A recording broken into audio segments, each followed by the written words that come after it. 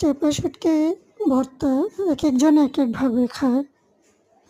কেউ পাটায় বেটেও করা যায়, তবে আমি এটা হাতে করব। তাই আপনাদের সাথে শেয়ার করছি কীভাবে হাতে চাপা শুটকি ভর্তা করা যায়। আমি ভালো করে ধুয়ে নিয়ে তেলের মধ্যে ভাজলাম। একটু বেশি তেলের মধ্যেই ভেজেছি, একদম মুচমুচে করে ভেজে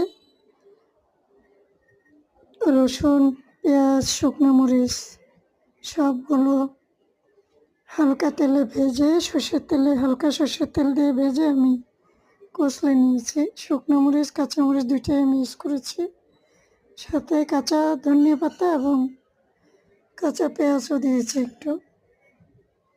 এইভাবে হাতে কষলে ভর্তার মজাটা আসলে একটু অন্যরকম হয়। তাই অনেকে বাটাটা পছন্দ করে, অনেকে এইভাবে পছন্দ করে। আমি দুইভাবেই খাই। আপনাদের যদি ভালো লাগে এইভাবে একবার ভর্তা করে খেতে পারেন, গরম গরম ভাত দিয়ে খেতে দারুণ মজা লাগে।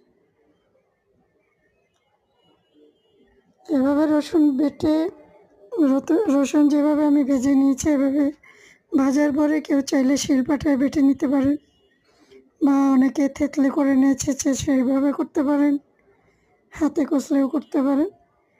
খুবই মজার একটা ভর্তা, চাপা শুটকি ভর্তা। গরম গরম ভাত